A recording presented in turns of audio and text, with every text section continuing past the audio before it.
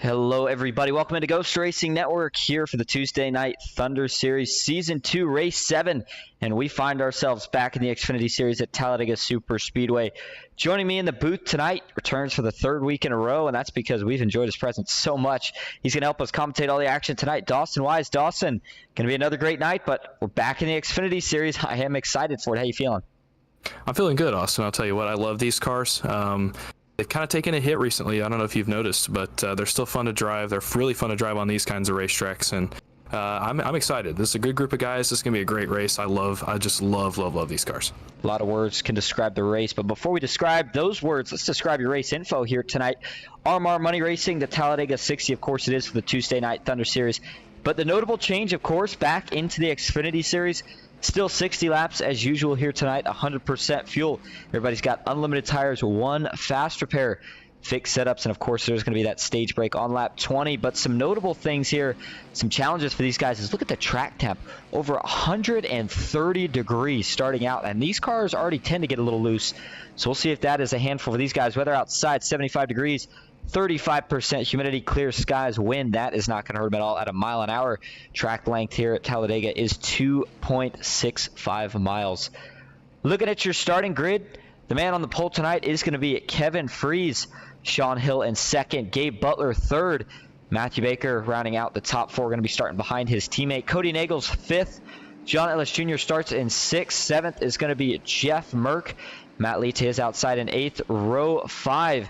Round out top 10, Jason Maines and Michael Triscaro.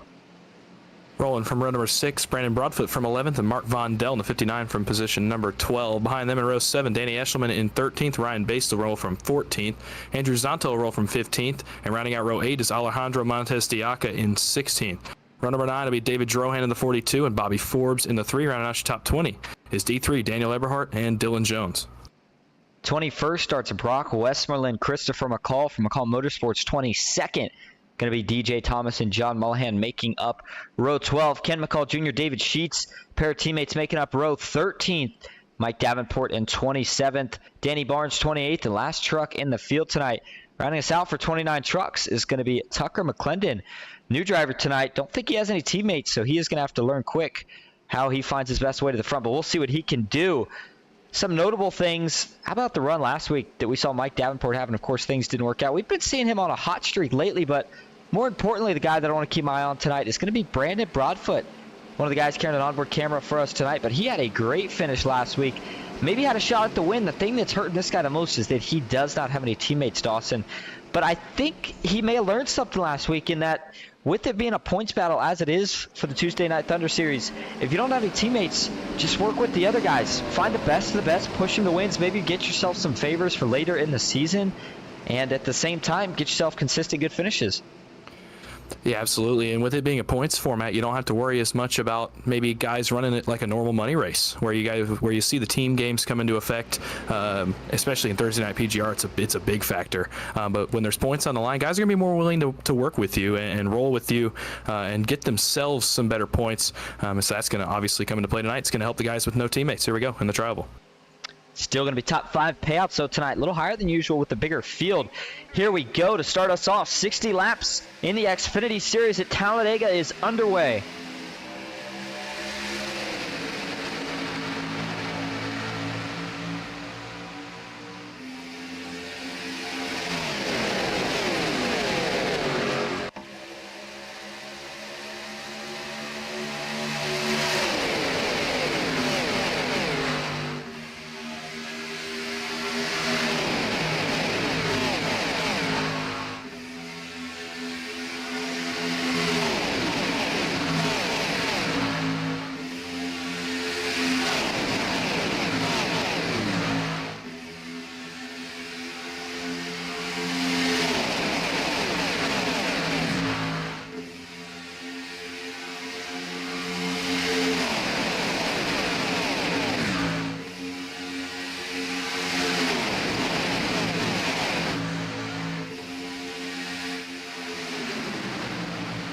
Lap 1 complete. It's going to go to Sean Hill in the 77, rolling the outside with teammate Matthew Baker. Forgot about some of these paint schemes, Dawson. Haven't seen them all out in a while. We're going to have to get used to some of these guys back together. Gabe Butler We'll see what he can do tonight. Of course, one of the Dale Cup drivers, but NBG, I would say they've got the most dominant force up front right now, but you can't forget about old Kevin Freese. Seems like he always finds the way to the front. So far, guys giving each other space, though, Dawson. You think these cars are already getting hot, or you think everybody's just playing it patient early? I think it's a little bit of both. I think obviously having teammates up front for guys like NBG is helping. They're obviously not going to try to do anything foolish right here. They've got all of their cars, I believe, inside the top 10, maybe even the top 8. So it's a mix of both. Cars are going to get hot, scorching hot track combined with just the way these cars race. They get hot so quick you can't push like you can in the trucks. So maybe a little bit of both. Lap 3 on the board. Everybody's 2x2 in formation. And we are past the halfway point in the season, so now we're starting to close in on the last couple races here throughout the next few weeks. So, you know, guys are going to start fighting a little bit harder for any extra points that they can find. And while we haven't talked about it too much throughout the season, there's points for just about anything you can think of. I mean, I'm talking laps led, 0x. I think you get points for, depending on if you qualify on the pole. The point is, you can get points for just about anything. And another area we can get a ton of points is going to be if you win the stage break. Get yourself more points in that. So I think we're going to see guys going at it just as we are right here. Jeff Merck, he jumps to the outside. He's ready to get moving to the front. Michael Triscaro is going to follow in suit. 3x3 through the tribal, and just like that, looks like we're already down here with 10 laps to go. We still got over 55. Yeah, no surprise. Triscaro was actually the first one to go that I saw, and Jeff Merck strategically jumps up in front. They want to keep NBG at the front. A pair of teammates looks like further back. That's Ryan Based. I can't tell who his teammate is behind him, but they are in identical paints. Just behind Merck and Triscaro. Some more cars now jumping up to the third lane as well behind them. So it's going to be 3x3, about 6 rows deep. Not what Kevin Freese or these NBG boys up front wanted to see for sure. They were perfectly fine running in formation, but now, like you said, these cars are going to get to be a handful. 3x3, oh boy, it's a little bit more risky than the trucks. Off of 4 still, Freese, Hill, Merck, top 3. And man, you see them dancing around. We know that the Xfinity cars in general kind of have that tendency to dart a little bit more off the corners when you put wheel into it. And man, we're riding on board with Brandon Broadfoot. He looks like a mess right now. Barely clipped the tribal there, and it looked like he was going to go around. Somehow held on. But I'm telling you, these cars, they're not handling good. And I think this could be one of the first races that we see in a while where on pit stops, maybe guys do stay a little bit extra longer just to get 4 tires, maybe 2 tires. Cody Nagels with an issue here. Not sure if he got pushed out of line, was hot, or just didn't like what he was seeing. But yeah, he got shuffled down to the apron. He's going to try to work his way back up just behind the 42 car of David Drohan, just in front of Mark Von Dell now, and he's going to have to regroup. The good thing, though, with these Xfinity cars is, you know, Dawson, we see not like the trucks, the runs, they do come a bit quicker, and it's not as hard to catch the draft when you fall back. Yeah, no, absolutely. And these guys are going to have to basically relearn everything they know, because so many of them have only exclusively run the trucks for so long, in money racing especially, but also in leagues too. Even I haven't run the Xfinity car in several weeks, even in league racing. So you have to basically relearn everything you know. You can't run it like the truck. And I think Cody's just maybe doesn't like what he's seeing. He's obviously in a tight points battle at the top of the points standings. His teammates are not necessarily in that points battle, other than Matthew Baker, who's a little bit further back. So he's got to be a little more aggressive. Cody, as the points leader, can kind of drop back, just wait for what he sees. I'm sure that's what he's telling his team in their communications. As Freese goes bottom to middle, wow, big move across the nose of Sean Hill. Baker actually moved up in front of his teammate Merck to block the high line. So some cycling going on. They're trying to cycle their temps. They're trying to keep each other cool. On the bottom now, how about Gabe Butler and Jason Maines making a rare appearance at the front early on? Yeah, Jason Maines, you know he likes the more technical driving cars, and that is certainly what you're getting here in the Xfinity Series. Brandon Broadfoot continues to struggle on the bottom, and you see that's going to hurt his line as he fell back. In fact, Daniel Eberhardt sees that. He's going to jump right to the bottom. The 90 is on the move. Already up a handful or more positions from where he started. Yep, up 12 from where he started. Matthew Baker on the outside with his teammate, but some of these blocks, you can tell guys look really like they are treading on very, very thin water right now. And I think a big part of it is that somebody sooner or later, I think, is going to make the mistake of when we were in the trucks. You could throw those big aggressive blocks. You could give these big aggressive pushes. You just cannot do that in the Xfinity Series. They're a lot more fragile. When you get to the back of a guy, you got to be really smooth when you get onto his bumper and kind of push. You can't really slam him. And in the corners, a lot more risk of pushing. You can do it if you're coordinated enough with the guy in front of you, but definitely not going to be anywhere as easy as what we saw in the trucks. but I think that's going to create a lot more opportunity. And you know what? Maybe we'll see a little bit cleaner racing, as these guys won't all be just completely bunched together the whole race. However, still 3 wide, working our way out of turn 2, 8 laps complete, and I just haven't seen too much yet from the third lane, Dawson. Not sure if it's... You would think that eventually the top would start to be preferred with the track temp on the bottom getting hot, but so far, no dice for the outside. No, you're right, and it's a balance. The top's getting hot too. I mean, we saw that in PGR when we had about 140-degree track temp a couple of weeks ago. As you tried to run up against the wall, you made it about 2 laps, and then the line stalled. That seems to be the most you could do, is get one guy clear, and then the line would stall. You'd get hot, and you'd have to swap out pushers. And the top line, like you said, just not a lot going for it. They actually dropped back about 3 car lengths now. This is as far back as they've been in the last 5 or 10 laps. So.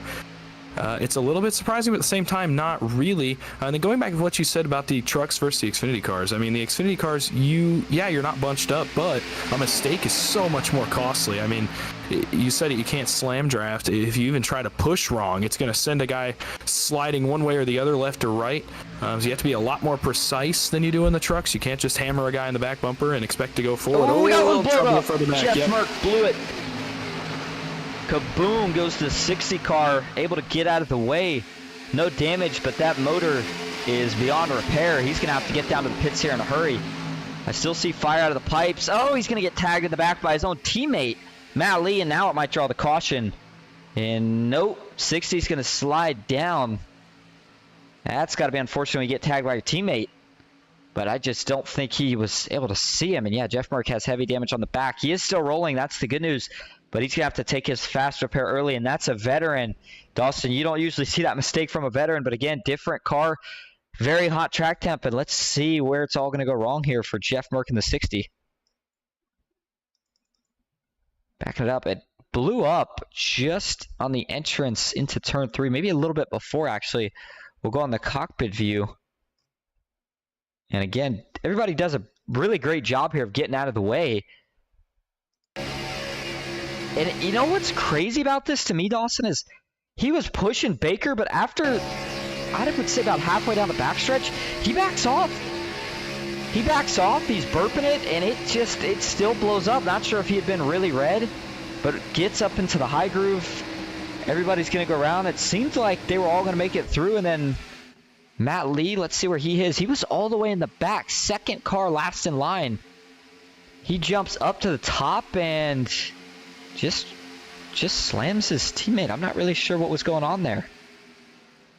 I think it's just one of those things, maybe not great communication out of Merck perhaps to his teammate. Maybe his teammate didn't know he was blowing up, thought he was coming to the back trying to pick him up, keep him in the draft, and maybe they just weren't able to communicate that. But it is odd, but at the same time, he was trying to keep his teammate Matthew Baker even, and just on a hotter track, it's so much harder to keep the car cool. And even if you do back off a lot, it's so tough. If you're not able to peak, especially on the straightaways like you'll see some guys do, as John Ellis moves up in front of D3, he wants to lead all, but there's that off-center push that I was talking about. But no, back to Merck. It's not a mistake you see him make, but the hot track temp, it's going to do that tonight. And I don't think he's the last one we're going to see blow the engine in front of the field. And the interesting thing about that crash is, you said it perfect. It did look like Matt Lee initially went up to try to help his teammates and just did not realize how different the speed was, because as soon as he got up in that third lane, he immediately started getting on the brakes, got it locked up, was trying, and just ran out of time, kind of frozen like a deer in the headlights there. So it definitely cost Jeff Merck his fast pair. We saw him take it. Not sure if it cost Matt Lee his as well. I'm thinking it may have, as Matt Lee did go to the pits, and now instead of just one teammate lap down, you got 2. Those guys have to fight hard. Hopefully one of them can get it back, maybe the hard way, and the other one can get it back via the lucky dog here at this stage break. We'll see how they decide to go about it. But up front, the bottom line, Kevin Freese, he has been strong out front, been working the middle and the low lines. In the middle, though, John Ellis Jr., his teammate, and Daniel Eberhardt now leads the top. He's got a push from Michael Triscaro and David Sheets. And Matthew Baker, after the incident with his teammate, he has fallen to the last car in line. Excuse me, not the last car in line, the third car in line on that third lane. Sean Hill still hanging in the middle of the pack in the 77, just behind him. How about the 73 of Ryan Bass, flexing some muscle here early on? Yeah, another early great run for Ryan Bass. We talked a lot about him the few times I've been able to call races with Bass on the racetrack. He seems to always be around, but the luck wasn't going his way the last couple of weeks. But good to see him up front early. We see the top line starting to work as Sean Hill's going to jump up there in front of D3 and try to get a push, and that actually might be a blessing for Michael Triscaro. I don't know if you saw it or not, Austin, but last time we came by the start-finish line, as we flashed by the line, Triscaro was way out to the right of the 90, just trying to peek, get some temps up against the wall, and that just proves it's just going to be so tough to get anywhere up on that top line, where it already takes a while, especially with how dominant the bottom is in these cars compared to the trucks. It's going to take so much more to get to the front, and these guys are just getting too hot too quick, and to where that line has stalled, and it stalled again with Triscaro trying to push D3. They made up 5-6 car lengths, but then you saw Triscaro have to peak out, have to reset his temps, and all of a sudden they were 4 cars back. So I don't know, we'll see how it goes later in the race. For now though, D3 and Sean Hill making it work pretty well up there. Hill's going to get the point here at the line, I think. Yeah, Eberhard right now is trying so hard to get the 77 clear. He sees out the left side of his window that the 73 is not locked onto the 21, but he wasn't able to get the job done, and now he's going to have to try to cool down. Interesting enough, you'll see these guys peek out to the right and left. Now, part of it's just them getting a little bit loose down the straightaways and the turns, the hot track temp, but you know, you have 2 temps. You got your water temp and your oil temp that you're keeping an eye on. Both of them get hot really quick. And, you know, it alternates. Sometimes you feel like you're having no issues keeping one of them cool, but you can't seem to get the other one cool. And if you're trying to cool your water, you're going to duck out to the left side a little bit. If you're trying to cool the oil, you're going to dip out to the right side a bit. Trying to manage both is where it gets tricky. And, man, that move by Kevin Freese. Gabe Butler looked like he maybe for a split second there didn't realize he was going up, started to follow, and then quickly realized that that was moving up a lane. Oh, the 25, big hit into the outside wall. Sean Hill. That was where the first contact was made. That was a huge hit for Kevin Freese. His car is destroyed, and so is the 77. Eberhard was in it, and looks like so is David Droen. My goodness. Did not see that one coming. Well, and I don't think Freese is going to be very happy. We'll see if he decides to get in the communications here under this caution. But Sean Hill was trying to side draft in the tri-oval, and I think you're going to see that on this replay that we're looking at now. And he caught the right rear of Kevin Freese, and it's that right rear net code that we have just been dreading in this car. It's been since the update, and unfortunately it hits our leaders right there. I can't imagine Kevin Freese is too happy right about now. You know, yeah, obviously the spin for Kevin Freese was off the net code from the 77, but you know, Dawson, correct me if I'm wrong here, it almost looks like Sean may have been getting a little bit of a push at the moment he gets loose here from Daniel Eberhard. Again, in the trucks, this was very doable. Xfinity cars, it's a little bit more dicey, and we can't get much of a closer view, but from the view we have, it sure looks like the 90 was on the back bumper of Sean Hill, and that turns him down the hill just a little bit. And then, of course, the net code between the 77 and the 25 of Kevin Freese turns Kevin up into that outside wall. And again, that was a big, big hit. Car got all 4 tires up in the air, but more importantly, ripped off just about every single corner of it. And yeah, that's going to be a faster pair for both of those guys. But I gotta think that contact starts with the 90, Dawson. I mean, what'd you see? I think it does a little bit, but I think it's also a dangerous game to play. They were both running pretty close to the middle line. I think I'm not going to say it's avoidable per se. You're the only 2 cars up there, so I understand what they're doing, but just knowing that net code exists, and both those guys do, Eberhard and Sean Hill definitely know that net code exists. I mean, we've seen it before. They know it's there. I think maybe you just this early in the race, I don't know, I think you stay a little bit higher towards the wall. I get what they're trying to do, trying to stay up front, trying to stay competitive, but right there in that spot, I don't know if that's worth it. And now Hill is wrecked along with Kevin Freese and a lot of others. They may have also known that there was a stage coming up, and points started to sound that much more crucial. Eberhard looked like he had a fire in his eye tonight, in the sense of he came out firing. A little bit of a different strategy than what we've seen the last couple weeks in the trucks, where he seems to kind of take it a little bit easier, save it towards the second half of the race, but that was not the case tonight. And I think we're going to get a restart here with 1 or maybe 2 to go in the stage. So we have not determined the stage winner just yet, but as your top 5 run, it's going to be John Ellis Jr. in first, Gabe Butler second, Ryan Bates third, Jason Maines fourth, and Andrew Zonto running out your top 5. Had a couple people in the chat that we didn't get to say hi to yet. Devin Ray, Heath Job out here watching. Devin says can't wait to be back next week. Baker's Baum out here. David Overstreet getting ready for some NSRA this weekend. And it looks like Heath Job says go OSM. Let's go Ryan and Alejandro. And you know, that first caution right there, I think that's That's going to put us at an interesting point in the strategy, right, Dawson? Because these guys are going to be able to make, after we get to stage break here, once we go back green, they'll be able to make it the rest of the way on fuel. Everybody's got 100%, and unlike what we saw in the trucks, the Xfinity cars can make what's probably going to be 35, let's say anywhere from 35 to 37 laps on fuel. So everybody's going to be good to go there, but do you think about maybe trying to invert it here, lose all the position here, but get it all when everybody goes into the pits, and then try to hold the lead the rest of the way? I think it depends on where you are in the points. I mean, guys like John Ellis, for example, who's second in points. Cody Nagels is first in points. And some other guys up here near the front. Matthew Baker is fourth in points, I believe. So those guys, I think you stay out and you just run this restart right here. I think it is going to be 2 to go. I think you were correct. But I think you try for stage points because those are going to matter to you in the points race. But if you're a little further back and in points, yeah, I think you absolutely pit. You get to the end and you save your track position for the end because ultimately all you're racing for tonight is payouts in the top 5. I mean, if you're not going for the championship, if you're not vying for that season end title, that doesn't mean anything to you. These stage points, they might mean something to those guys, 15th, 16th, 17th in points, but guys, this is a one-off, or they're not running in the point standings. Yeah, no, I think you pit now and save for the end of the race and try to go for those payouts. I'll tell you, before we had that caution, that was some absolutely phenomenal racing, and it's going to get right back to 2 and 3 wide here on this first lap. The first couple weeks are when we always get to talk about all the changes. Another change with these Xfinity cars versus the trucks is it doesn't take as long for everybody to get going and get caught up to each other. I would say by the end of the first lap, everybody is already probably going to be 2 and 3 wide.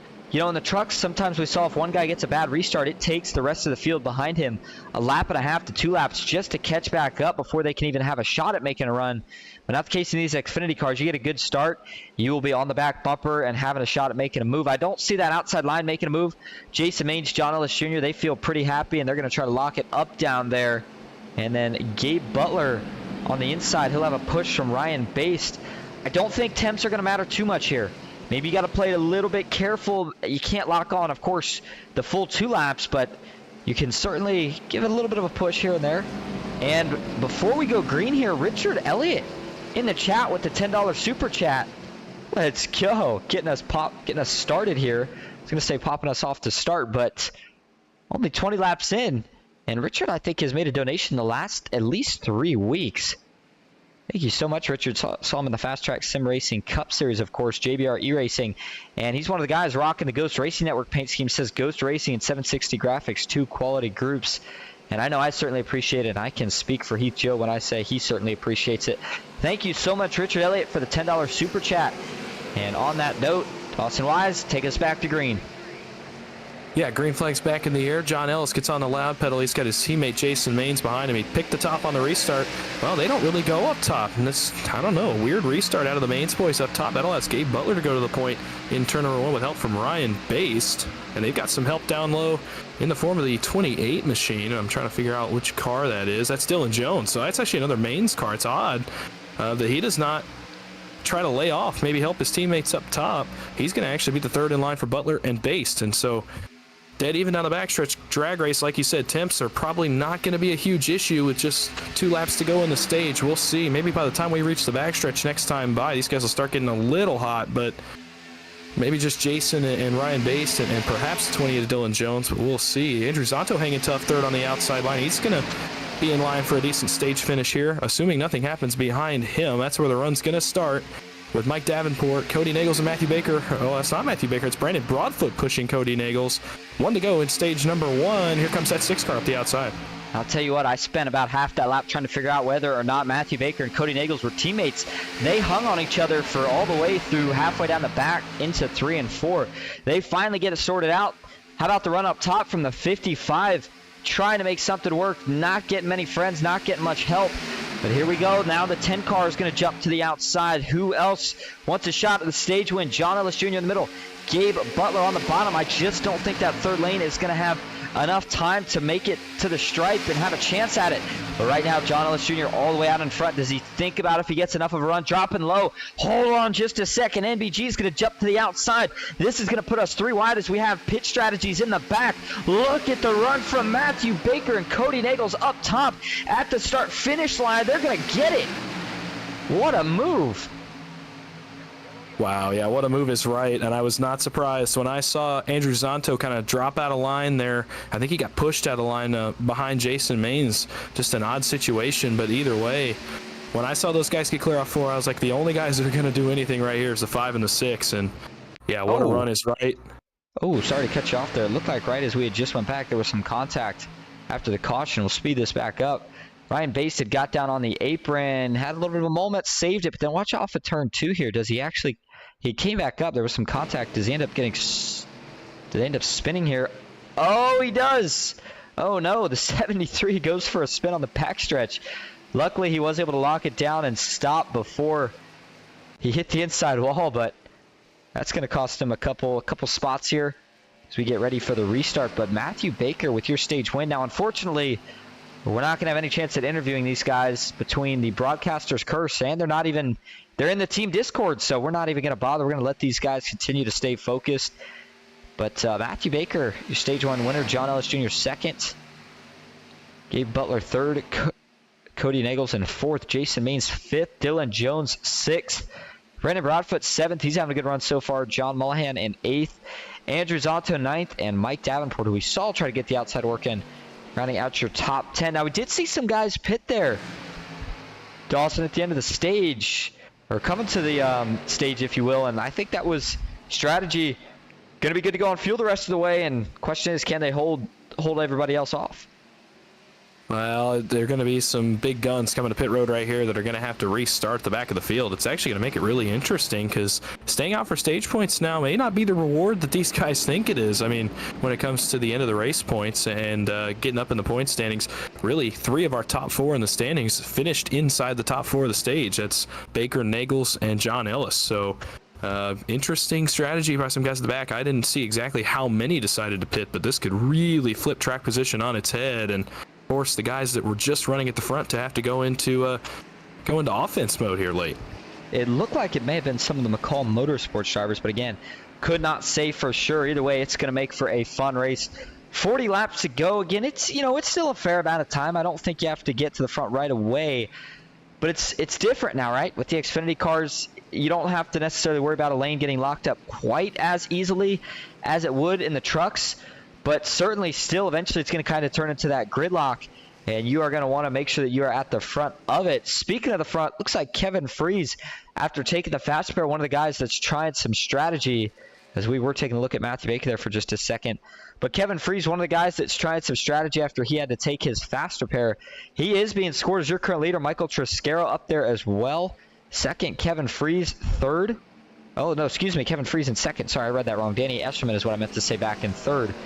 Sean Hill in fourth, Ken McCall Jr. fifth. I think those were all the guys that came down to pit to try to flip the position. I thought it would be just one team, but it's a complete mix. I mean, you got 2 McCall Motorsports drivers, you got an NBG driver, and you got a Mains driver. But I think right now NBG's got the main advantage here. I feel like they have the most guys, the closest to the front. But you know that John Ellis Jr. and Jason Maines, they're going to be looking to get up there and help their teammate Kevin Freeze out as well as soon as they can. Yeah, like I said, the team games maybe aren't as much of a factor tonight for the guys that are high in the point standings, but ultimately as we get closer to the end of the race, you're going to start to look for your teammates, especially if you're one of the bigger teams like Maines or NBG, because those are teams that really don't need allies per se to help them. And I mean, they're always at the front. Like you said, we saw Jason and John running up front right there at the end of that stage. Kevin Freeze, after that early wreck, he's going to be, I believe, either a race leader or position number 2. We'll see where they cycle. But as we get later, you'll see guys just keep looking for their teammates, and I think you're right. I think NVG is in the best spot. Obviously, Sean Hill's flipped the track position, and now his teammates are all in clean cars, and are going to be able to come up here and help him. And once they get connected, we've seen it time after time. They're hard to beat. Well, it's the first week back in the Xfinity Series. We are 7 laps away from halfway, and I think we're going to get the one to go green this time around. We're going to take a quick side-by-side break, but we will be back for the restart. Stick with us.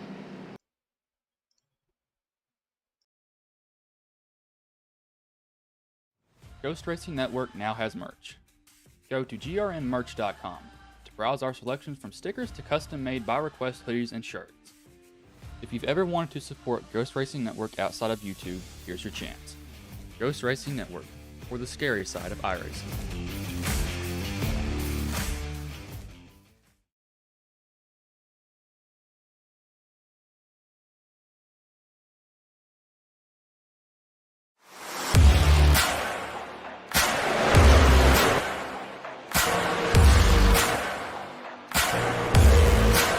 Front, now we're going to see a little four-wide action. Crazy out of the trial. Oh, he threw it into the lead under record. 3x3 entering 4. 3 do. Blocked. At the flag stand, side by side, it's going to be Jason Maines winning it at Talladega.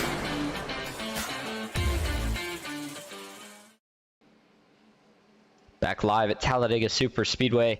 You're just tuning in, you're watching Austin Green and Dawson Wise on Ghost Racing Network here for the Tuesday Night Thunder Series Season 2, Race 7. Again, the big change tonight is that we are back in the Xfinity Series. I'll tell you what though, Dawson, I've thought the racing overall tonight has been really, really good.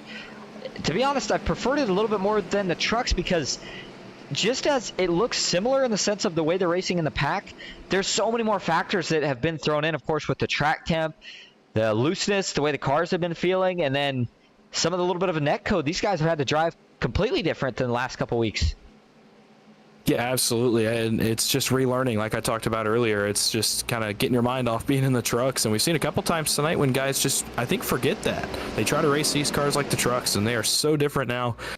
Maybe a few months ago, you would be able to get away with that because of just how similar the two packages were.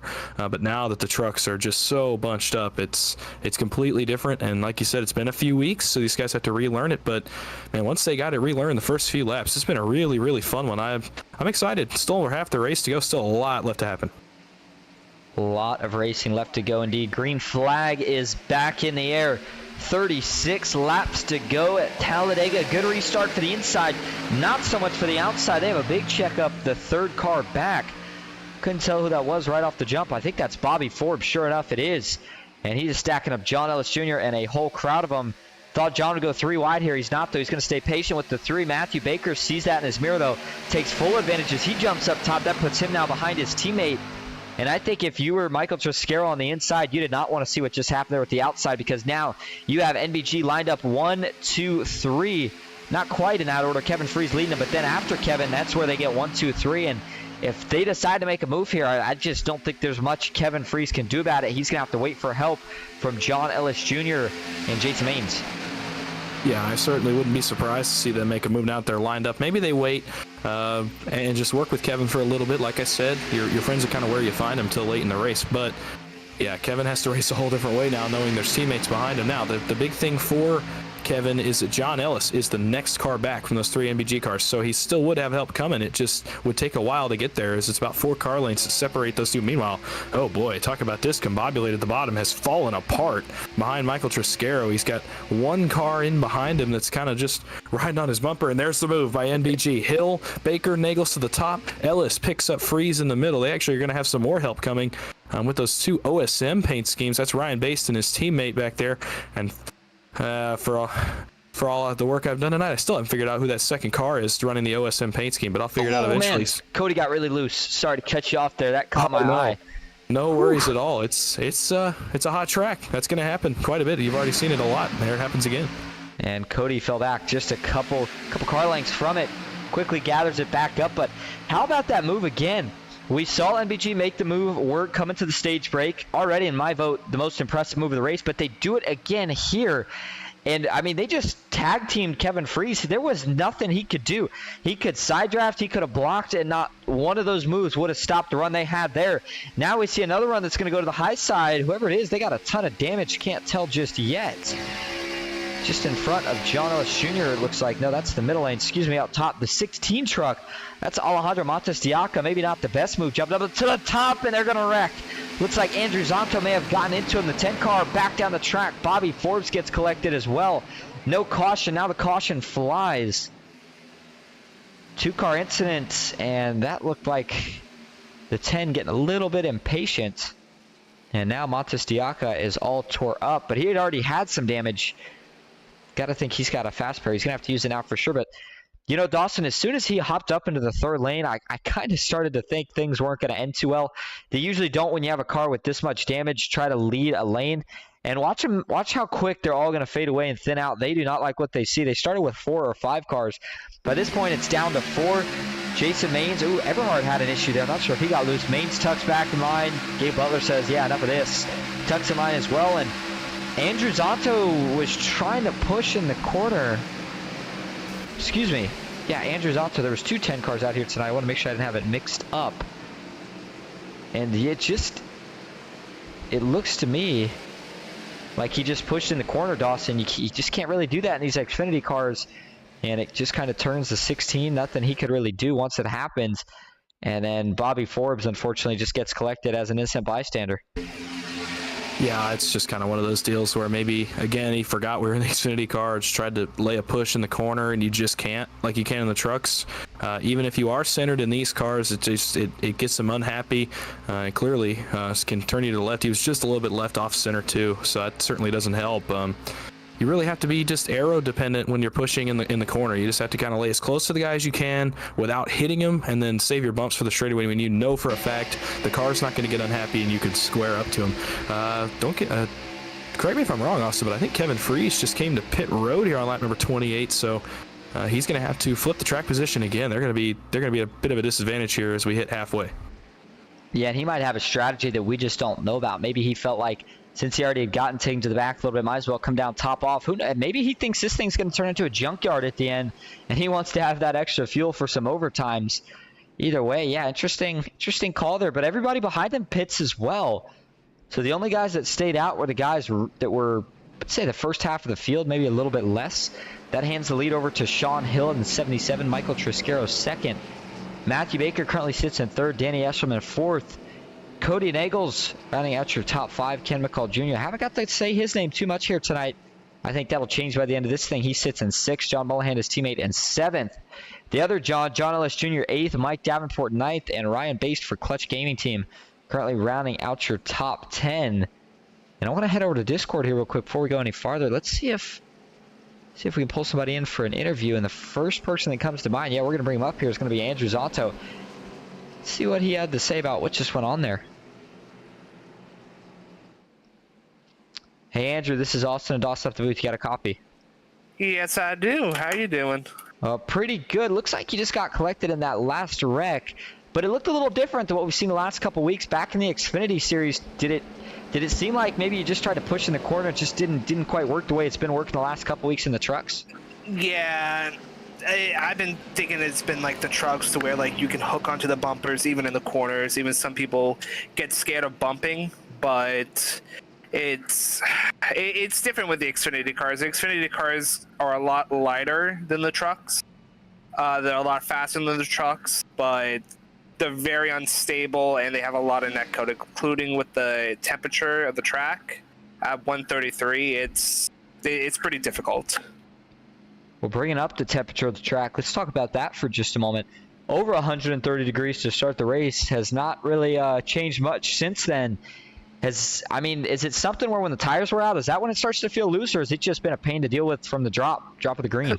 From the drop, the thing is that there's not much grip on the bottom, and so you just start sliding when you're trying to take control of the car. The only best lane to really go for are the 2 upper lanes, but the problem is you don't get much of a run in the corners when you're in the 3rd lane, and the middle lane's the best lane to go, but you can't pass anybody unless you take a risk on the bottom or up high.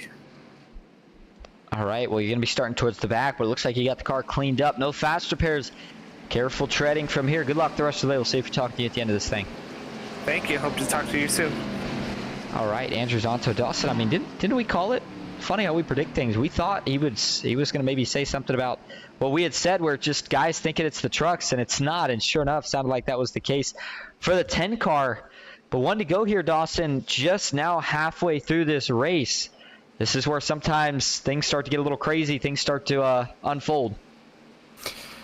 Yeah, and obviously you're going to see the aggression continue to ramp up as we put laps on the board, and you've already seen guys start to make their way to the front. I'm talking Kenny McCullough. He runs 6th now. His teammate John Mullahan, he's up to 7th. Mike Davenport has made his way to the top 10. Some other guys that have just kind of started to claw their way up, and some others that have decided to pit.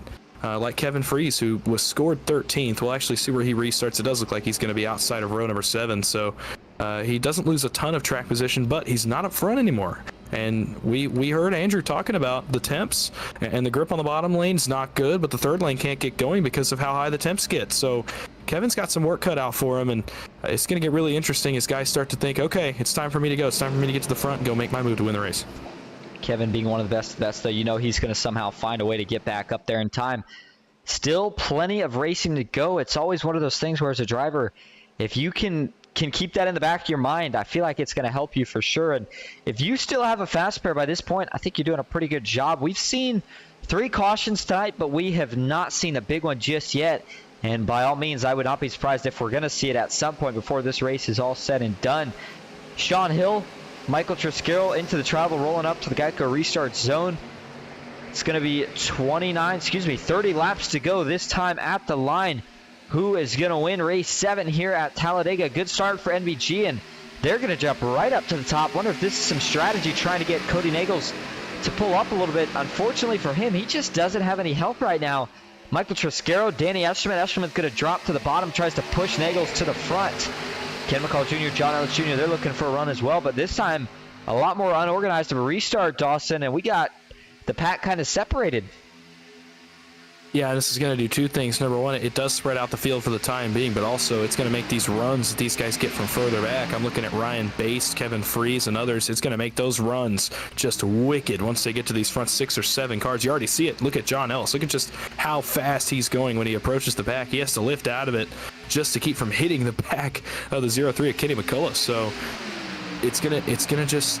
You're going to have to manage it right here. Look at Ryan Baste, Kevin Freeze. They are flying. Freeze immediately up by the wall. He's just going to go ahead and take the run. The problem is he's got no help. So this run's going to fade. Oh, nope. Never mind. He's got a teammate. John Ellis, the mains boys, the first to try it up against the wall. 3x3, couple rows back. Up front, all MBG. I'd like to see Brandon Broadfoot go to the 3rd lane here. I think this gives him a great opportunity to get to the front. He's going to have to make that move before Jason does. He can't do it, so Jason says thank you very much. He now jumps to the top line. Here comes the run from Michael Triscaro and John Ellis Jr. Not going to be enough to do anything on the backstretch. Sean Hill stays in charge. And now that they have the middle and Cody's on the bottom, this is going to be a really, really tough task for that outside to push by. John Ellis Jr. is trying, but how long can he try before he's going to have to back off and let that 21 machine cool down? Not long, certainly, but at the same time, look at how connected the top line is. At least those top 3 cars, 2 of the best pushers in the business, Sean Ellis and Kevin Freeze. But in the middle, it's kind of the same story with Kenny McCullough and Matthew Baker. They get Triscaro clear. New leader at Talladega, Michael Triscaro in the 34. And he is really going to have his hands full now because NBG, they are looking to team up on him now as well. This might be where we see once Cody Nagel falls back, the 77 of Sean Hill is going to try to jump to the bottom and get by, but John Ellis Jr., he is now going to jump to the middle. He is your new leader as they are still scrambling around. Ooh, he almost had contact. It's not going to work. He saves it. Can they all merge back safely? Danny Eshelman, he's okay. Wow, that was a close call, Dawson. How did they hang on to it? Well, I don't know, and it started when Michael Triscaro tried to maybe follow the... Oh, they're still trying to wreck. Yeah, Triscaro was all kinds of out of whack here. He was having a handful off the back straightaway, and he really is going to have to just kind of settle down here for a second. Sean Hill went to push him on the end of the backstretch. He had no choice with Triscaro coming back up, and as he did so, it just kind of got off center because Triscaro went to follow the run down to the bottom by John Ellis Jr. and Hill caught his teammate Cody Nagels. I have no idea how Nagels kept that car straight. I don't know if you noticed, but Nagels was pointed dead to the inside wall. And boy, it looks like some of these guys are getting a lot more adventurous with some of the moves they're making. You saw Brandon Broadfoot on the top. He did have Matthew Baker behind him, who said last week he owes him one. Didn't seem like he owed it to him right there as he quickly ditched him, jumped back into the middle. Brandon Broadfoot fell a couple spots. But of course, Baker's got to look out for number one himself in this case, and he's probably trying to get up to help the teammates. I think that was one of those situations where if Brandon's in the lead at the end and maybe Baker has to choose between Brandon or random, he's going to choose Brandon. But, you know, it's what you face when you don't have teammates out here. The 22, I really did like the move he had just made on that third lane. It seemed like it was there if he could have got the help, but just didn't have any teammates to help him, and not many guys really wanted to work with him. Andrew Zonto, you can tell he's looking to the third lane, maybe looking for another move, but with no pit stops left, Kevin Freeze back into the pack, and here's going to be the big one, as this looks like it's going to collect maybe a couple handfuls. There goes the 10. Everhart's going to sneak by, but they have all came to a collective stop down by the inside wall. Matthew Baker, the front end's destroyed. Triscaro's in this one. Kevin Freeze, of course, the first guy to go around. There's the 6 of Danny Eshelman, the 55 of Mike Davenport. Man. Just as we were getting ready to take 25 laps to go, usually the area that I would say crunch time And we're going to have to figure out where it all went wrong here. Taking a look from the chopper view. We'll take a couple angles here. Ooh, looks like Michael Triscaro and Kevin Freese were not locked together very nicely. And this starts all the way off of turn 2, at least from the first look here. 34 gets low. That turns Kevin to the inside. Kevin saves it. 34 goes a little bit lower. Now there's some swiping action going on. Yeah, and Michael Triscaro, just when he got back to the right side, he was on the bumper and he was just too offset. Once he eventually taps Kevin, it turns him right around. Maybe you get away with that in the trucks. It doesn't work in the Xfinity cars. And unfortunately, that wrecks a lot of them. Yeah, it's just another one of those deals, I think, where maybe he got off center and as Triscaro went to follow Kevin, he had just pushed him, and as he went to follow him down, he caught him in the right rear. And this is a lot of good cars in this one. I mean, this is going to flip the field on its head pretty much. It's going to be a fast repair for some guys that I'm pretty sure already used theirs a little earlier on. And oh boy, this just made it really interesting with 25 to go. All of a sudden, Cody Nagels leading the race, looks up, and he's got no teammates. It's definitely going to send a lot of the fast guys to the back if they have that fast repair, as you noted. Take one more final look at it here from the wall cam. Everhart did a pretty good job sneaking through that. If he wins this race, we'll have to flash back to that move right there, because that might have been... I always felt like these super speedways, if you find a way to miss one of these wrecks or it's a close call, it's a sign that maybe it's your race to win. Let's watch here from the 90 car. He sees him wrecking, gasses it up, trying to get by the outside, sees a couple more, a little bit of smoke, dive down to the inside, back to the high side. Man, close call, good heads-up driving by the 90 car. So, yep, 24 laps to go. Going to be a restart closer to 20 to go. But it's the 8 of John Mullihan who's being scored as your leader now. Ryan Baste in second. Brandon Broadfoot third. David Drohan fourth. David Sheets in fifth. Mark Vondell sixth. Dylan Jones seventh. Daniel Eberhardt eighth. How about Tucker McClendon? We talked about it, one of the new guys here, and he finds himself inside the top 10, up 20 from where he started. If he can find 4 more positions, he can find himself in the money. Danny Barnes, the driver, rounding out your top 10. But after that, Dawson, a lot of heavy hitters. And if they all have fast repairs, or any of them that have fast repairs, they're going to be fun to watch as they try to get their way back to the front. Well, there are some that do. I think Cody Nagels definitely does. Matthew Baker definitely does. Maybe a little further back looking at John Ellis, Jason Maines. We know they do. Sean Hill, I don't think does. Same goes for Kevin Freese. We know he does not. We also know Jeff Merck doesn't. How about the comeback for Jeff Merck? Let's focus on the 60. He was at one point a lap down. Now completely clean car, just outside the top 10 and ready to go to work for the last 24 laps. The Jeff Merck has been on a cold streak instead of a hot streak in terms of luck. Guy does everything right, but just cannot catch a break. I think just about every wreck that's happened, he has been involved in one way or another, but seeing if he can change that luck around tonight. Let's take a look at where we head next on Ghost Racing Network before we get the restart. And that is over to the PGR, no longer the Intimidator Superspeedway Series, but the Thursday Night Heat Series. And if you missed out last week, you missed out on a phenomenal finish with a great underdog win. Trevor Osmanoff got the job done. We'll see who can get it done this week. Qualifying starts at 10, and don't forget, top 30 can qualify in. Everybody else heads to an LCQ, and only the top 13 from that one make it into the finale. I think we were one or two spots away from a completely sold-out field last week. So it's going to be a fun one for sure. Payouts are insane. $20 entry. You could go home with $250. Second, $150. Third, $120. Fourth, $100. Fifth, $100. $680. $75 for seventh. And eighth place, $40. And of course, your LCQ winner are going to be going home with a little extra money too, $30 for them. And I think last week we saw a couple guys maybe try the strategy of purposely falling into the LCQ, and it almost cost a couple of them.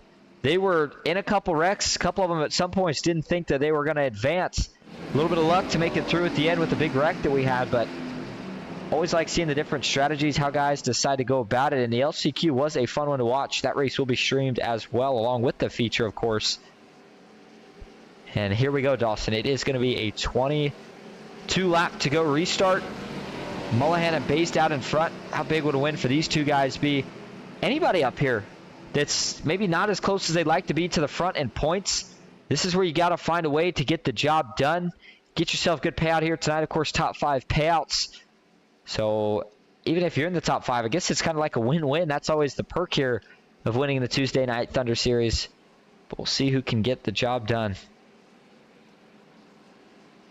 Yeah, it would be a really big win for some of these guys. I think the biggest win out of the top 10 would be Tucker McClendon, who finds himself position number 9. But I hate to break it to him. I hope he's ready to be thrown to the fire, because inside the top 10 in the last 20 laps with the group of cars behind him that are going to be charging to the front, I sure hope he's learned a lot from watching these guys up front, because now, I mean, he's right in the thick of it. If he wants to go for the win, he's going to have to beat some of the best in the business to do so. But good run for him so far. We'll see what he can do with it here on this restart.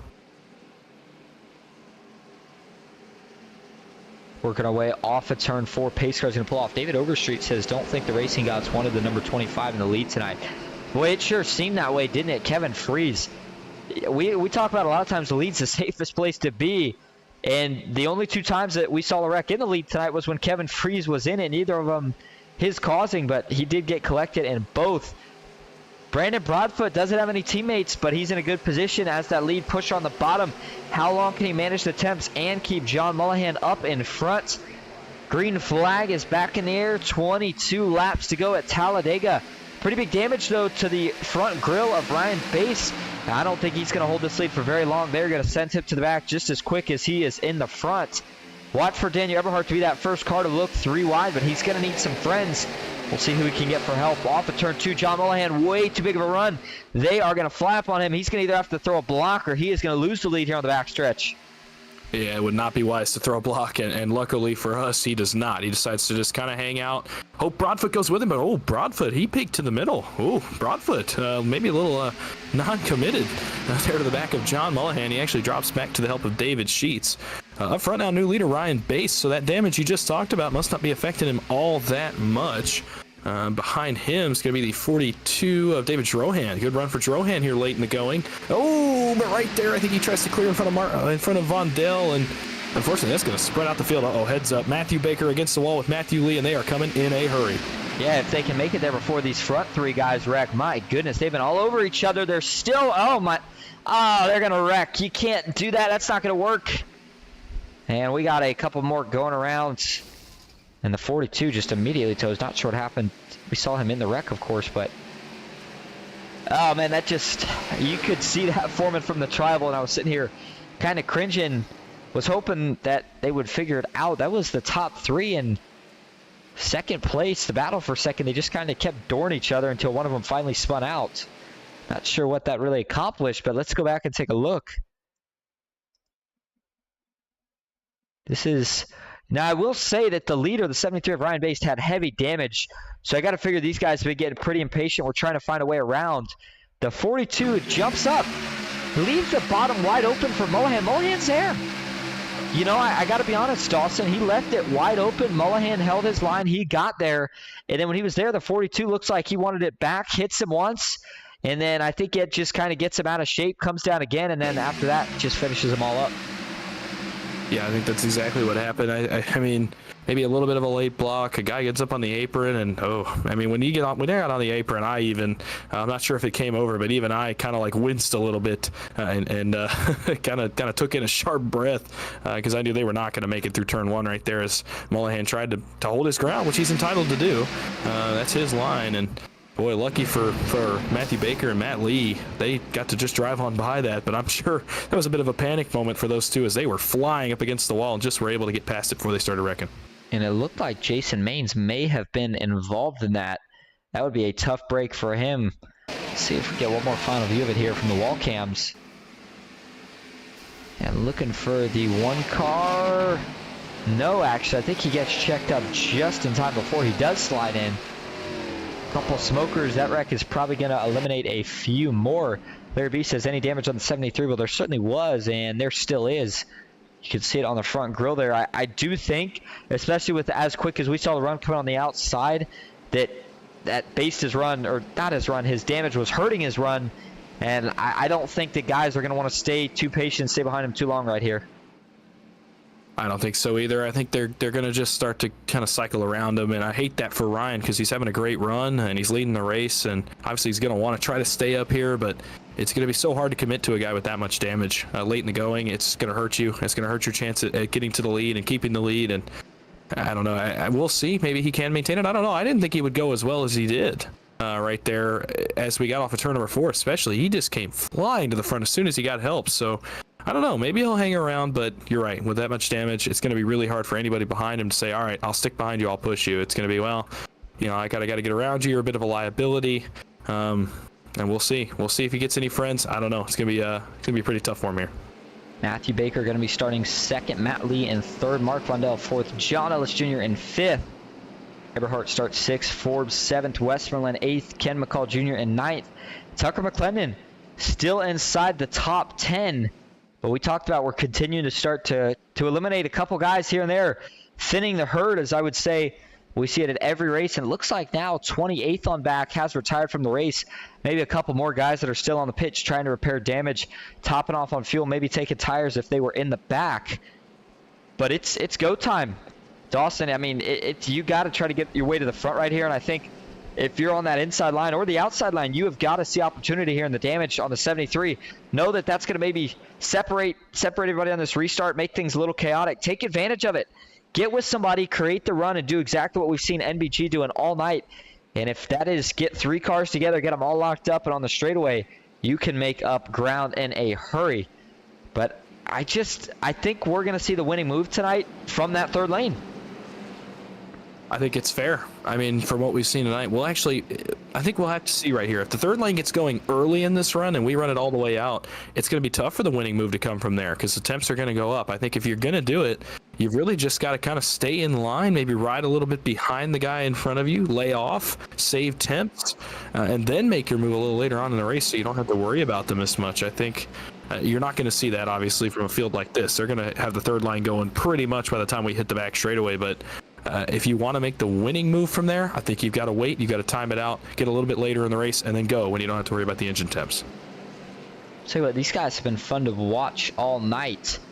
Money racing in general, of course, we know it's mostly always been super speedways. We saw Atlanta here with the Tuesday Night Thunder Series seem to work pretty well, but that had me just thinking the other day for fun.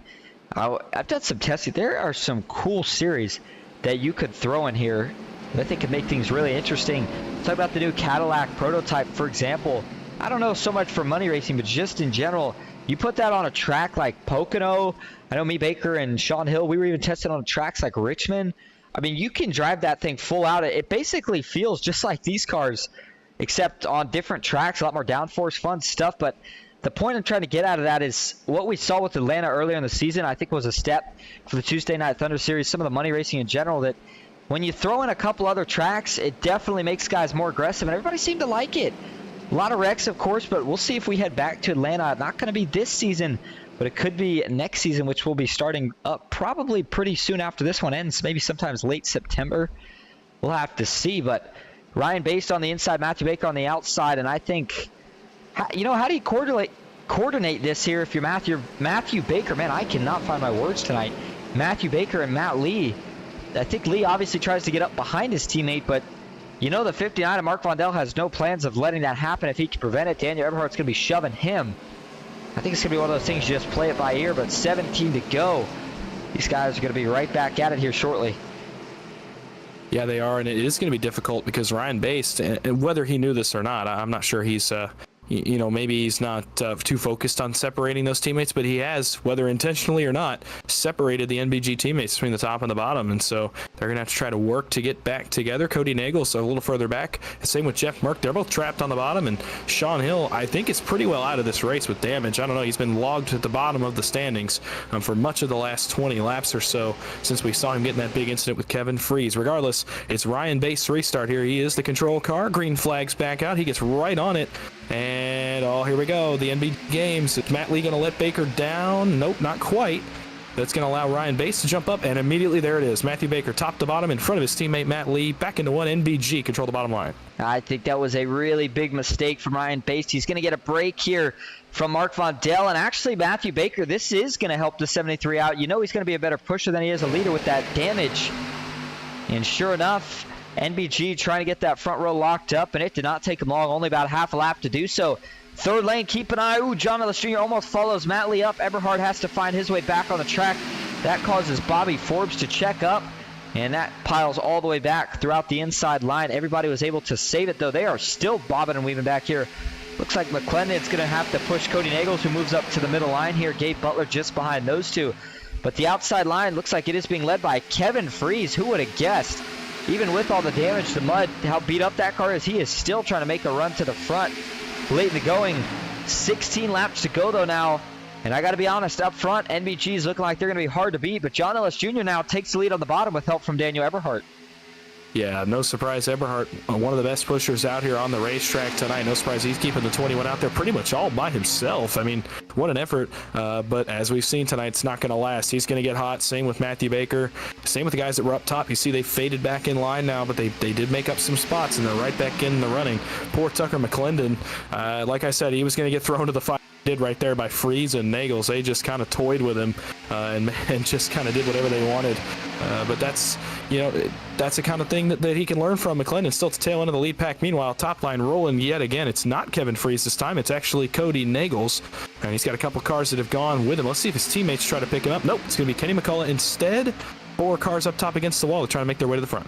Yeah, that third line originated with 2 McCall Motorsports drivers. Surprised that Ken dropped back down to the middle. But he's going to stay in the middle here. Man, that's a really shocking move. He went up top. Seemed like he was fine, had it cleared. Now Ryan Bass, though, he is going to jump up to the top. Cody's aggressive. He's going to try to push him here to see how it feels. If it doesn't work, watch for the 6 to try to go 4 wide, or for them to just ditch him all the way by jumping to the middle. But the 73 making very aggressive moves. He knows he's going to have to if he wants a shot at winning this thing. John Ellis Jr. now jumps up to the middle to lead Matt Lee, and Daniel Eberhardt gets some fresh on the bottom. They're going to wreck. Baker's around. He's not going to save that one. I'm not thinking. Caution is out. And did he hit the inside wall here?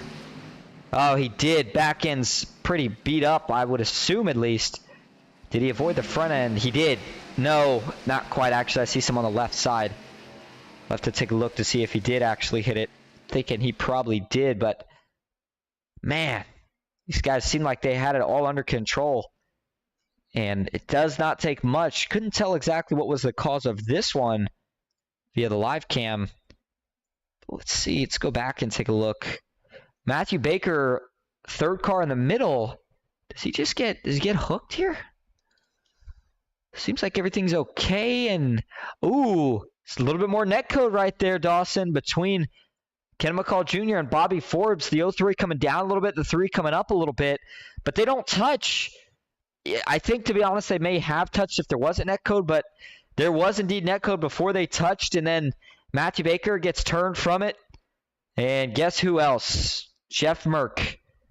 We talked about he cannot catch a break, and this is a prime example of it. 10 tags the inside wall pretty hard.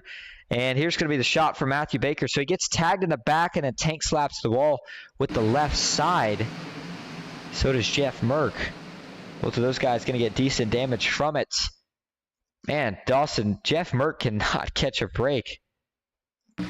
Yeah, it's a really bad cold streak now. It's several weeks, even just since I've been up here for Tuesday Night Thunder. It seems like, other than that Atlanta race where he and his teammate Cody Nagels went 1-3, I believe, in that race, it just has not worked for him in any series. I mean, it just seems like it doesn't matter what series, car, track, etc. It doesn't matter. His luck is terrible. I mean, you can't get much worse, I don't think. It seems like he's got it going back in the right direction. All of a sudden, man, he's in the inside wall again, and I gotta imagine the frustration starting to build for Jeff Merck since he's seeing his teammates run so well, and his luck has just been so poor the last few weeks.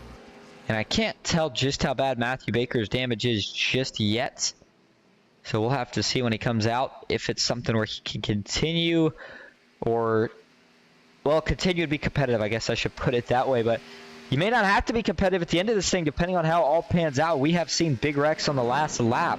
That's why it's always important to try to get back out, even if you can barely meet the minimum speed. Anything helps.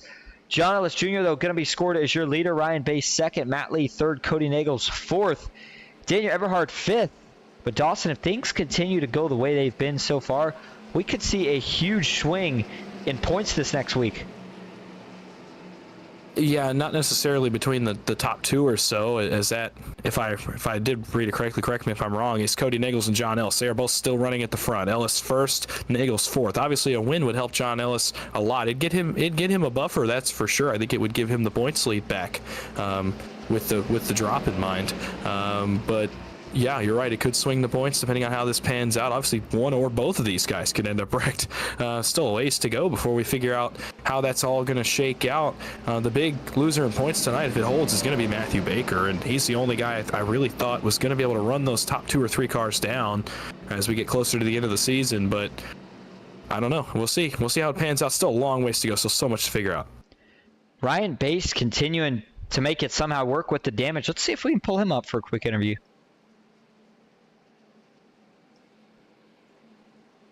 Hey, Ryan, this is Austin and Dawson up in the booth. You got a copy? Hey, guys. Yeah, I have a copy. Well, man, looks like you got a pretty banged up front end, but the last 2 restarts, you've somehow made it work. Is it affecting you at all, and what's the game plan here to get the win the rest of the way? You know, the car seems like it's still running pretty good even with the damage, and I'm just trying to hang up front with the big guys and, you know, just put myself in a position to make it to the end.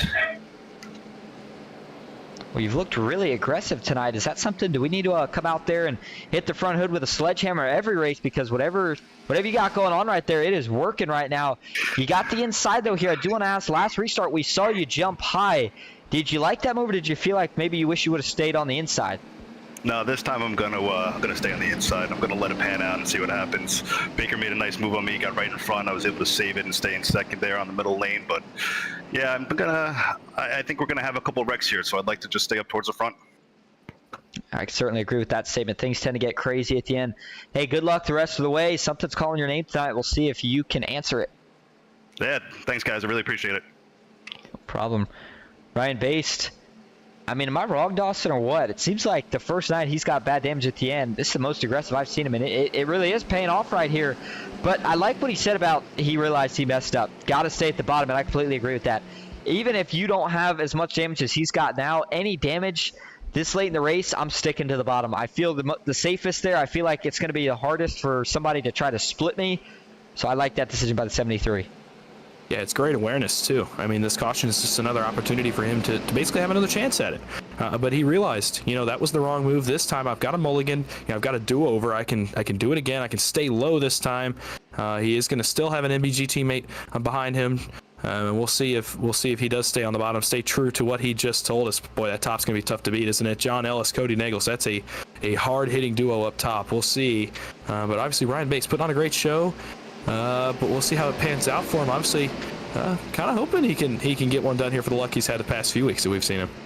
How about 26 cars still on the lead lap? You got to remember we started with 29. Not too bad this deep into the race. 6th caution of the night. Again, also not too bad, all things considered, for a 60-lap race with money on the line at a super speedway. But who is going to win on the money tonight? That's the question. We're about to find out. Here we go. Green flag is back in the air for John Ellis Jr. and Ryan Bass. Inside, gets a pretty good jump. Bass is going to be able to hang with them down into turn 1. And Matt Lee already right on his bumper. Question is, where does Matt Lee go here? He's boxed in, but you know he's got to try to find a way to get with his teammate Cody Nagels.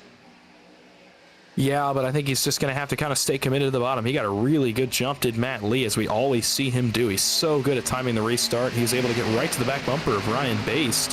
And what a push from Matt Lee. Scrambling a little further back as there was some contact there. John Mullihan was off track. But bottom line hanging tough. That's Bass, Lee, and I believe that's D3 back behind them. 3rd car in line. He's made his presence felt yet again at the front. Here comes Kevin Frieso. I don't know if you see that Cornflakes car back there, but he is making his way to the front here. 4 wide in the back. Man, somehow they made it work as they finally get it back down to 3. I did not think that was going to end too well. You saw Andrew Zonto make contact with someone. Couldn't quite tell who it was off of turn 2. But up front, you know, it's not bad, but this is where you're starting to see that damage effect here. 2 cars clear. They might get 3. Matt Lee can only be patient for so long. And you see his car really fishtailing. He was pushing the daylights out of Ryan Bass, but he's going to have to kind of just give here as the 73 just not fast enough to lead. Ooh, they're going to split John Ellis Jr. And actually, Cody Nagels is going to jump up top here. He's trying to make teammates with one of the rival teams here. McCall Motorsports looking for the lead. Ooh, Ellis contact. Can he save it? It's got to let Matt Lee back up. Somehow the 04 able to blend without incident. Man, these guys are getting wild.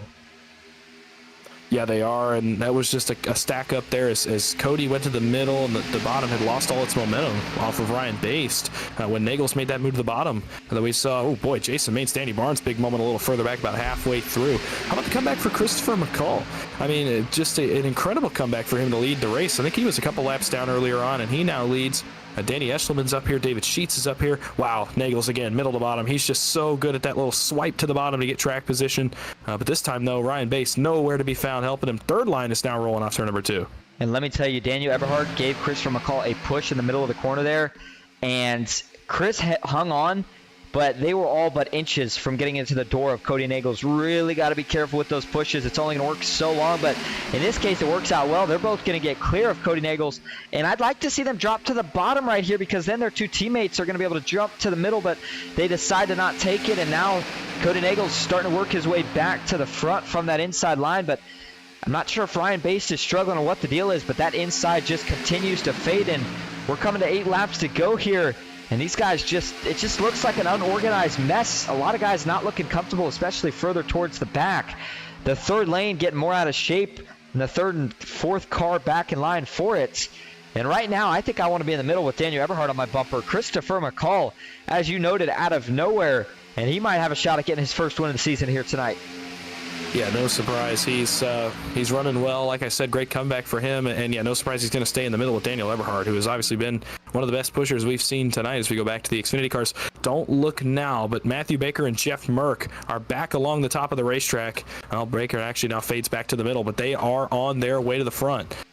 Damaged cars that are still making it work, and all of a sudden Cody and Matt Lee are going to have some help. Pretty soon here as those guys come to the front, but all the way up front is Chris McCullough still. Wow, 7 to go. He's still just pretty much controlling the Oh, save it. No. We're going to wreck. Merck down into the field. Caution is out. Mike Davenport involved. There's the 10 of Brock Westmoreland. He gets by in the grass. And that one just looked like the third lane got out of shape, and then somebody had a push gone wrong during that checkup. 7th caution of the night, going to put us under 5 laps to go, and we very well might be approaching, if not seeing, our first overtime right here. Let's see. Look what happens here. Mike Davenport's one of the guys involved in this. Nothing he could do, but it's going to start with David Sheets and Mark Von Dell. Let's go to the chopper cam for it. Play it slow for you. There's that kind of that stack up effect. Does Danny head down though, or is it a push that sends him down? Actually, excuse me, it doesn't start with Merck and David Sheets. So let's go up here to David Sheets.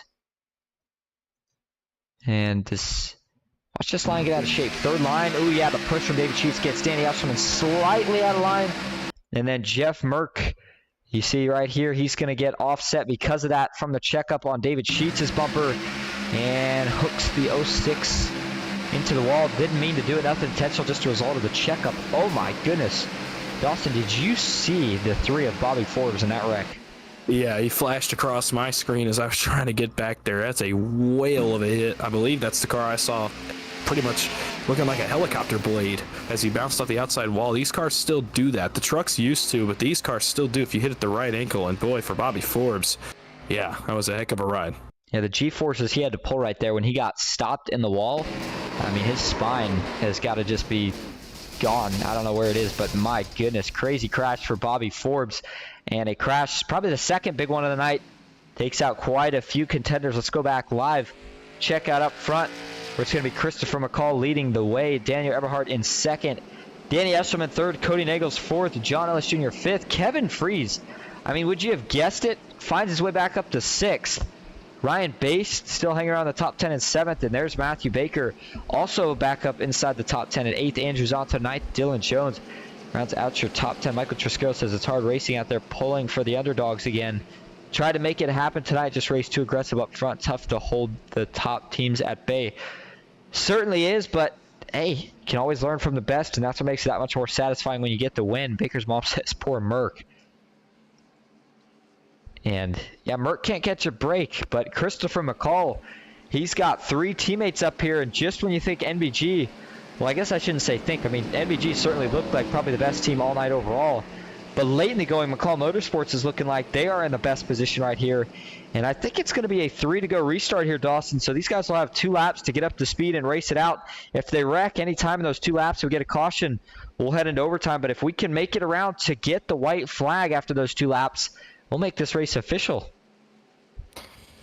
Yeah, we'll see. The way the racing's been, it has taken them a few laps to get to where they can wreck. So maybe we make it around and we get to the white flag. And then obviously, as we saw in PGR on Thursday night, I think it was the best example. Once you get to the white flag, nothing is guaranteed.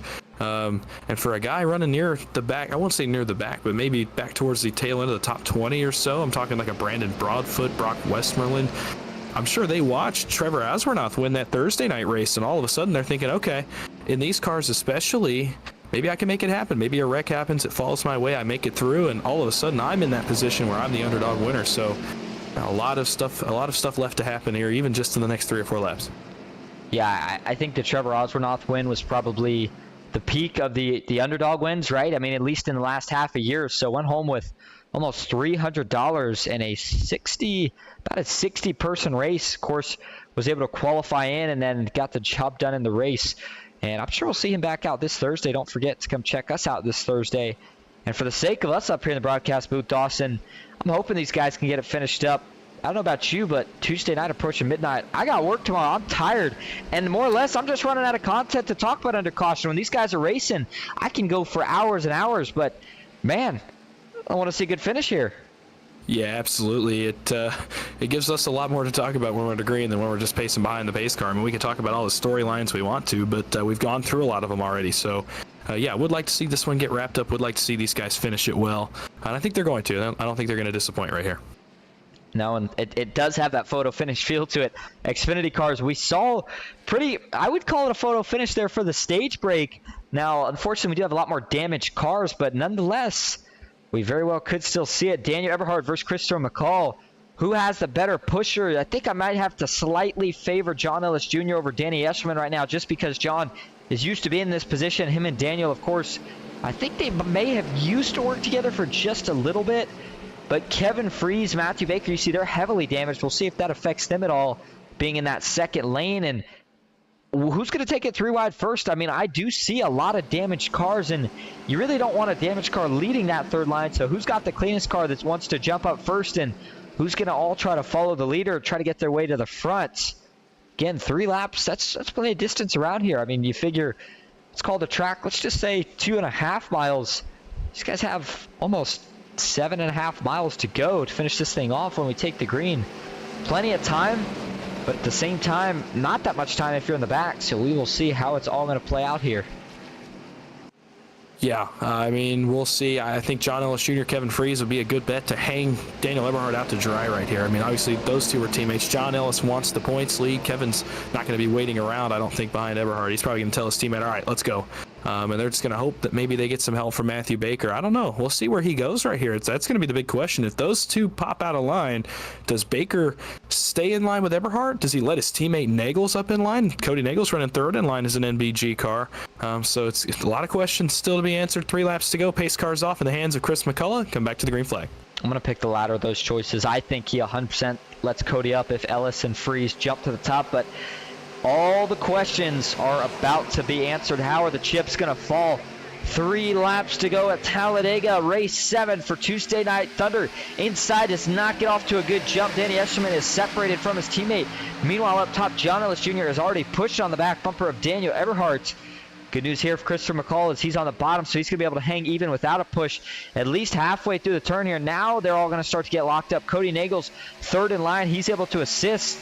This is going to be a drag race down the backstretch. Who's going to get the advantage? There you go. There you go. There it is. John Ellis, Kevin Freese, and Matthew Baker goes with him, which allows Cody Nagels to jump to the middle. Now, does Baker stay with those two, or does he go back down and help his teammate? Looks like he's going to choose the first option. He's going to help the Mains boys up top. So 3 wide for the race lead as John Ellis decides it's go time. Let's see. Did they go too early? I don't know. Temps may become an issue here. 2 laps to go at the line, but McCullough still leads off turn 4, headed back towards the tri-oval. Looks to me like all these guys think it's go time, and man, I don't know if we're going to make it back to the white flag, John. They are 3 wide. This is the tightest it's been all night. There goes the 73. He saves it. Ryan Bass. Now we got Brock Westmoreland. He's off. track in the back. Holds on, last chance for caution this lap right here, and man, everybody is hanging on for dear life. The track temp and the damage, everything mixed together is causing a lot of trouble right now for every single lane. Daniel Eberhardt's getting pushed by Cody Nagels. He gets a nose out in front, but here comes John Ellis Jr., and somehow Kevin Freese has enough push left in the 25 machine to keep his teammate up there. Well, he's got a lot of encouragement from Matthew Baker behind him, also in a damaged car, but they're able to hang and keep John Ellis even. Still 3x3. How about McCullough jumping up in front of Eberhardt? He's going to control the middle line, and Ellis is starting to fade. The top line is going away quickly. Oh, man, we're not going to make it. Dang, so close. But they're going to wreck in the short shoot. David Sheets, huge hit for him. Sean Mullahan, I think he was involved. Oh, Brandon Broadfoot. Tough break, had a great week last week. Not going to be able to build on that, at least not from what it's looking like. 8th caution of the night. Let's take a look. This was further towards the back of the pack, and I kind of figured that's where it was going to be because it was just they were all kind of clustered up, and you know, with a little bit of netcode and stuff, is that what's going to happen here? It sure enough is exactly what's going to happen here, Dawson. Between David Sheets and Danny Barnes, that sends Danny up the track. And he gets into a couple more guys. And then David Sheets gets clobbered by the 16 of Alejandro Montes de Oca, who just was trying to sneak by. Unfortunately, couldn't quite make it through. Just another one of those deals, and we've talked about it all night, haven't we? I mean, the Xfinity car just is so notorious for that right rear netcode, and I thought maybe for a second we were at least going to make it back to the line and take the white flag so that when they wrecked out back, we were just going to be able to race it back because, oh man, I was excited to see that finish. 3x3 all the way, 5 rows deep up front. That was going to be a good one, but alas, nope, they're going to have to re-rack, and the field all of a sudden is shuffled big time. Teammates just nowhere near teammates here. This is going to be really interesting as we get it sorted out, headed for green, white, checkered attempt number 1. I'm telling you, if you have got 4 tires on it, you might as well try to find a way back out on the track because you will have a chance of winning with the way things have gone so far. David Sheets got absolutely clobbered in that last hit. If he doesn't have a fast car, which I don't believe he does because he was already involved in that last wreck, that one might finally be the night ender. Let's take a ride on board. Although he did get hit in the side, so maybe he lives to fight another lap. And yeah, that's brutal, man. The netcode has caused, I would say, 3, maybe 4 of the wrecks that we have had tonight. And it's a shame because, you know, we were setting up for a great white flag lap right there, and you can't put it on the drivers. Nothing anybody did wrong right there. But nonetheless, talked about it, going to be overtime number 1 here, and leading us to the green for overtime number 1 is going to be Christopher McCall. Daniel Eberhardt second, so no real change between those two. Danny Eshelman third, that stays the same. In fact, a lot of the same for your top 5. Danny Eshelman, talked about him in 3rd, John Ellis Jr. 4th, Cody Nagels in 5th. Ryan Baste just outside that last money spot right now in 6th, Kevin Freese in 7th. Dylan Jones 8th, Matthew Baker in 9th, and Ken McCall Jr. currently rounding out your top 10.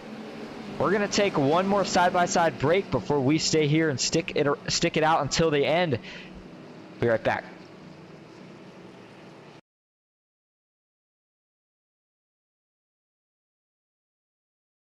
Ghost Racing Network now has merch. Go to grnmerch.com to browse our selections from stickers to custom-made by request hoodies and shirts. If you've ever wanted to support Ghost Racing Network outside of YouTube, here's your chance. Ghost Racing Network, for the scary side of iRacing.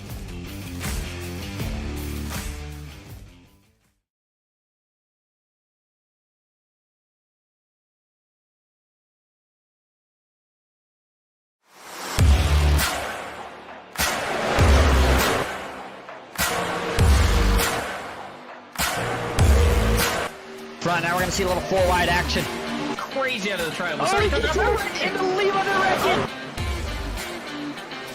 3x3 entering 4. 3 deep. At the flag stand, side by side, it's going to be Jason Maines winning it at Talladega.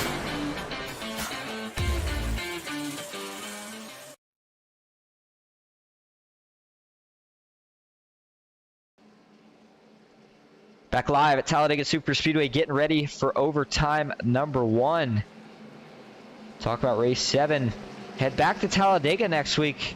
Got a couple exciting ones coming up. I know the championship race is going to be at Talladega as well. I think we're going to head back to Daytona one more time at some point. Might be around the same week that the Real Life Cup Series heads to Daytona. But hey, 22 to 25 people still sticking around here at midnight.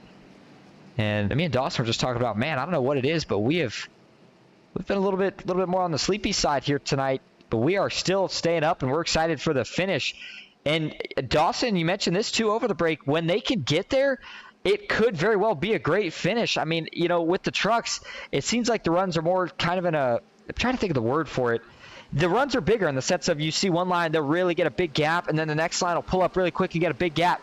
The Xfinity cars, it's more of a smooth run that you kind of get all in one motion. If you jump to that third line and it's clear, you'll get one big jolt to get to the front, and if you get there at the right time, I think that's where we could see the winning move. If not, then it is going to be side by side, maybe 3 lanes.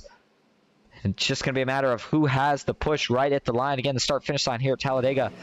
A little bit further than what we see at Daytona, so that does favor the outside line. But with the track temp tonight, in fact, looking at the track temp when we started, it was well over 130, and guess what? It hasn't changed too much. That is because it is midday here in sim time, and weather's not changing there.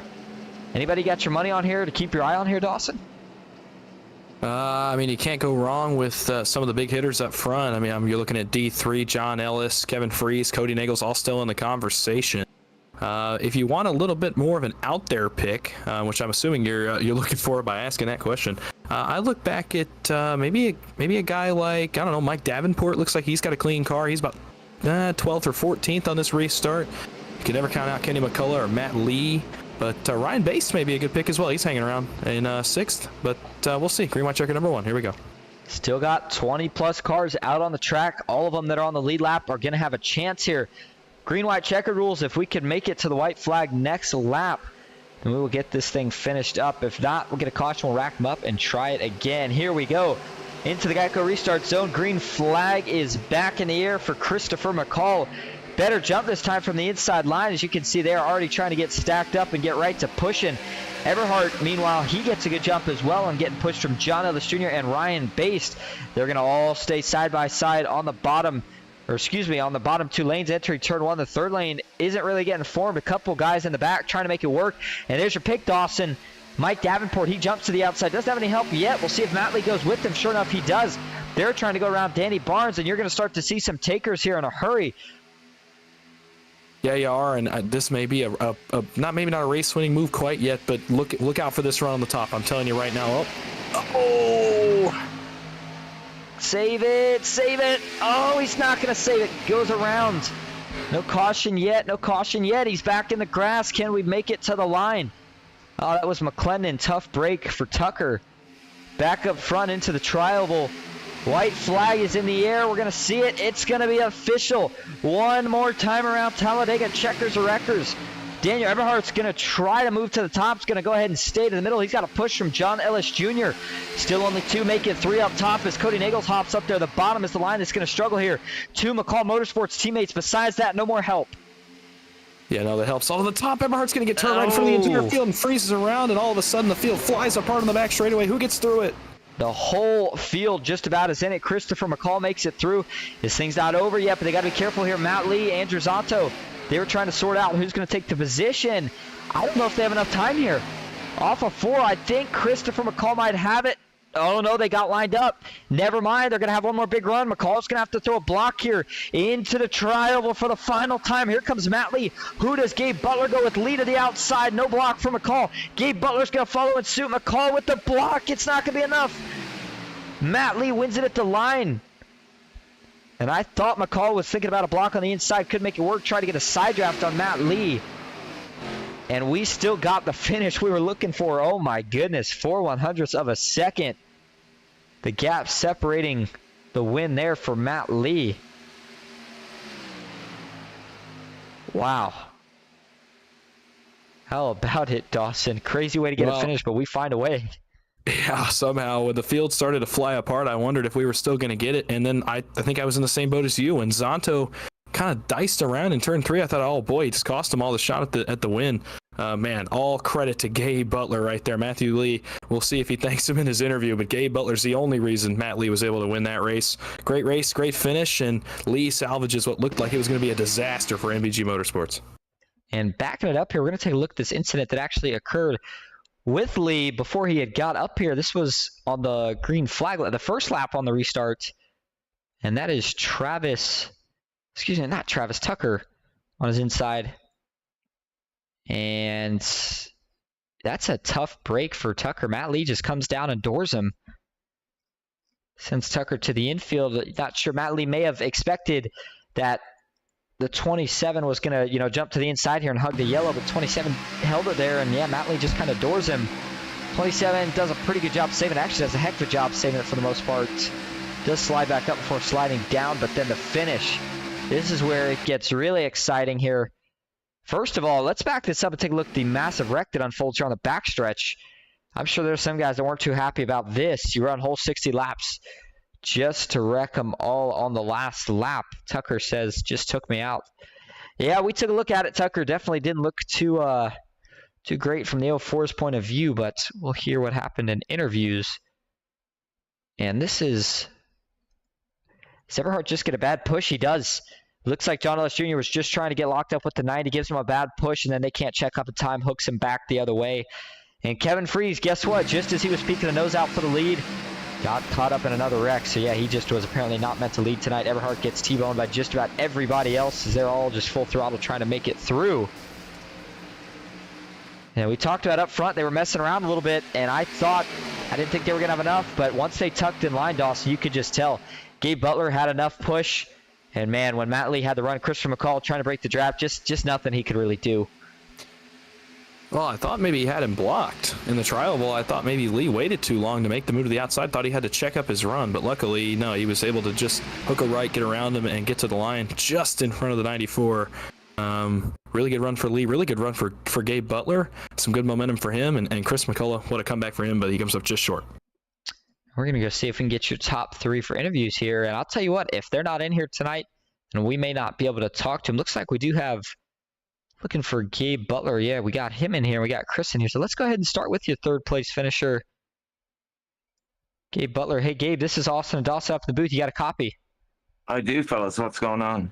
Well, good run tonight. Things got crazy at the end, but you had a decision on your hands. Tell us how you decided that you wanted to go with the 04. Well, to be honest with you, I had a ton of damage, and I wasn't going to get around either one of them. So I just tried to stay in the draft, and if they messed up at the end, then hopefully I would have got another spot. But yeah, I had too much damage, couldn't have done anything.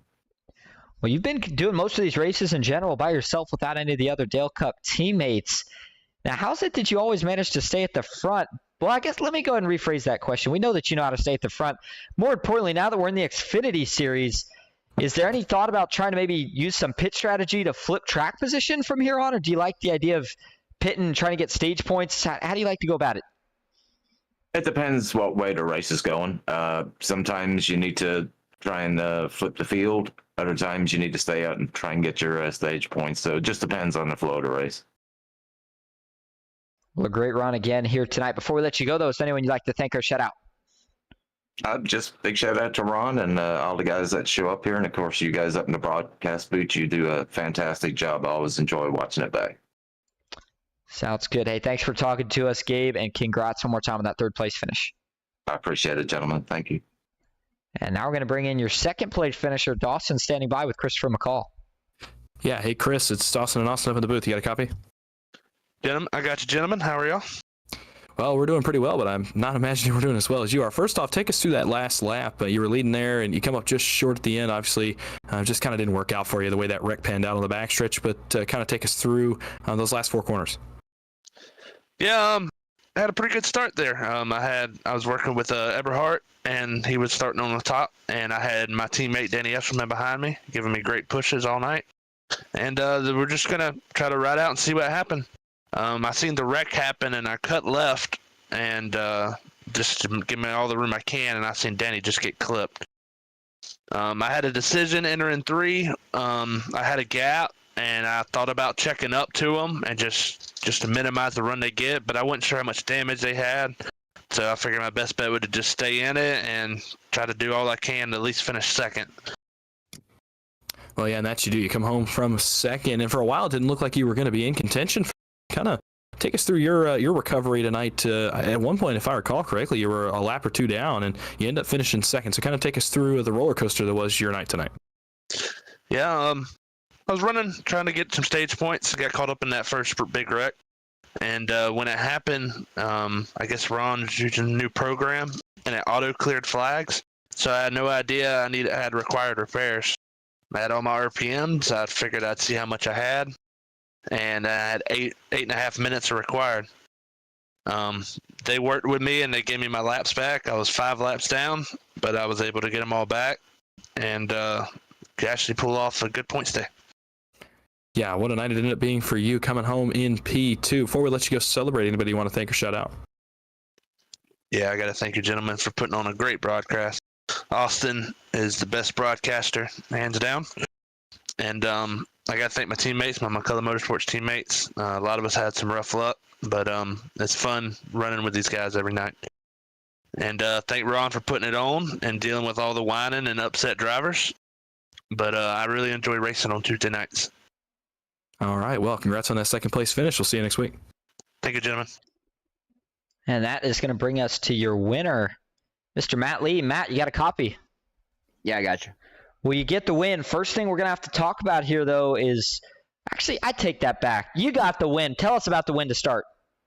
Yeah, that was a crazy race. Weren't up front at all. Me and Baker got there once, and got lucky.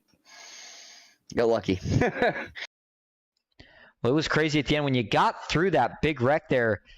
Did you think you were going to have a shot at it there? Was there any plan on how you were going to make the move, or was it all kind of just split second? As soon as we got clear and I saw the damaged guys behind me and Chris out there way in front of me, I was like, all right, I got to do anything I can to generate a run from behind. Those guys weren't going to go around me. They had too much damage.